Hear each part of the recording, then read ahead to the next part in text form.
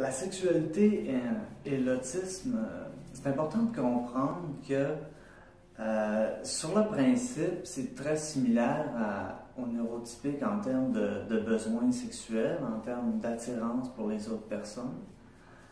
Ça devient plus compliqué pour l'autisme de nécessairement, par exemple, avoir conscience qu'il est amoureux d'une personne. Pour ça, c'est plus difficile.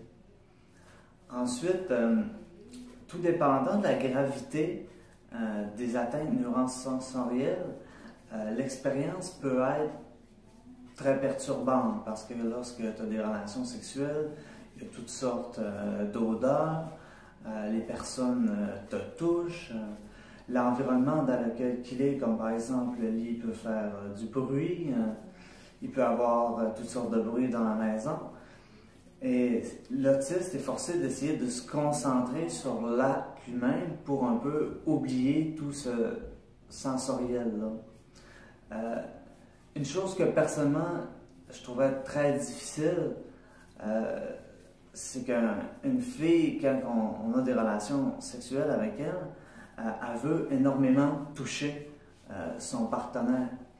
Puis évidemment, si elle me touche très souvent, à un moment donné, ça peut créer un certain malaise. Donc souvent, je vais être obligé de dire à la fille, essaie de moins me toucher le plus possible. Donc c'est sûr qu'un autiste qui, par exemple, aurait une blonde, moi je ne l'ai jamais eu, fait que je ne sais pas, il faudrait qu'il puisse être très communicatif avec son partenaire. Ensuite, au niveau des orientations sexuelles, c'est similaire que chez les gens normaux. Il peut y avoir des autistes qui sont hétérosexuels, il peut y avoir des autistes qui sont homosexuels, bisexuels.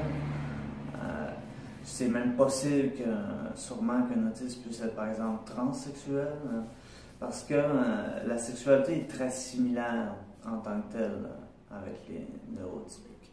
Voilà.